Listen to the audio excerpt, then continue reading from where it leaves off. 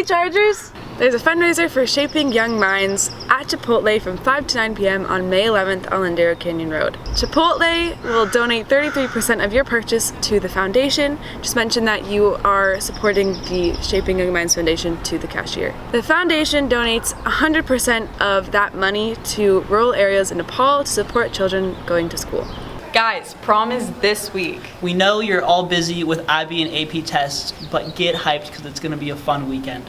Here are a few things you need to know for prom. In order to attend prom, you must be at school on Friday, no exceptions. If you're not at school on Friday, you're not going to be able to go to prom. The school charter bus leaves at 5:30 in the carpool loop.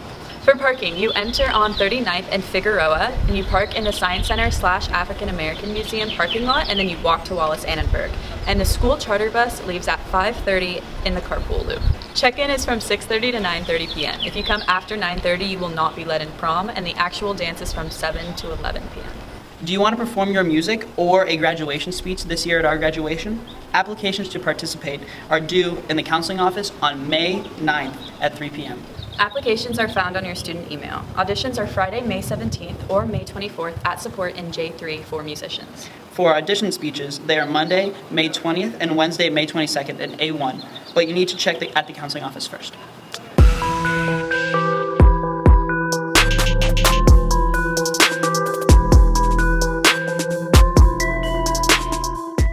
Hi, my name is Izzy. I'm Hannah, and we are going to be talking about sexism in this video. The last few videos have been about sexual harassment, and we talked about how sexual harassment and sexism are two different things. The definition of sexism is the prejudice, stereotyping, or discrimination on the basis of sex. It's important that we understand what sexism is because it pervades our society and affects how each and every one of us perceive ourselves, others, and what acceptable behavior looks like. It's important we identify harmful behavior and beliefs and call it out when we see it because we don't want to normalize these sexist values. We're going to list some of the sexist behaviors we'll encounter on a daily basis. The first one is the expectation for women to be a wife and a mother before they're standing as a self-supporting individual, such as being asked about their husband or their kids before their job status.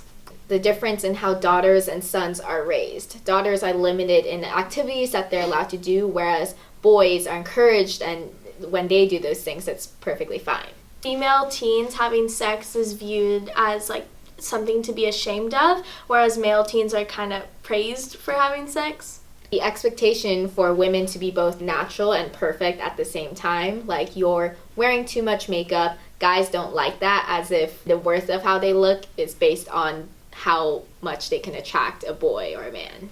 The existence of Mrs. and Miss, including Miss as in MISS, because the woman's relation to a man dictates her social standing, whereas for men, it's not a standard held for them. The association of femininity with weakness and frailness. Male bosses, teachers, and coaches not learning girls' names and giving them nicknames while they learn the guys' names. Teachers asking for a few strong men or a few strong boys to help her pick up something instead of just asking for volunteers or strong volunteers in general. Men's statements often being viewed as more logical and intellectually valid. A woman yelling about something that they're passionate about is often viewed to be emotional and thus illogical, whereas a man yelling about something they care about is just impassioned and he just really cares about it. Female-dominated sports are viewed not to be a real sport, such as dance or cheer. Feminine products such as tampons and pads are taxed as a luxury product, whereas condoms are not. Some men not caring about these issues until they have daughters and wives. And it should be a topic we all learn about because it affects all of us in society. So those are some examples we thought of, and we talked with our peers about things that we see in our everyday lives and what we see other women in our lives encountering.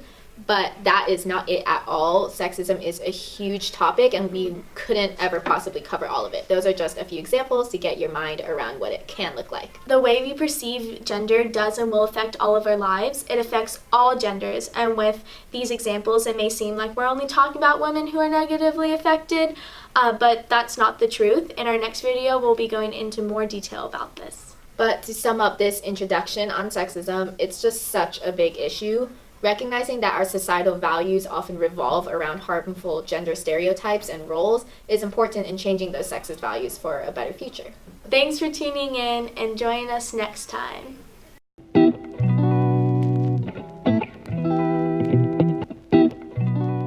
That's all for today, Chargers, so peace out, A-Town. Yeah, yeah.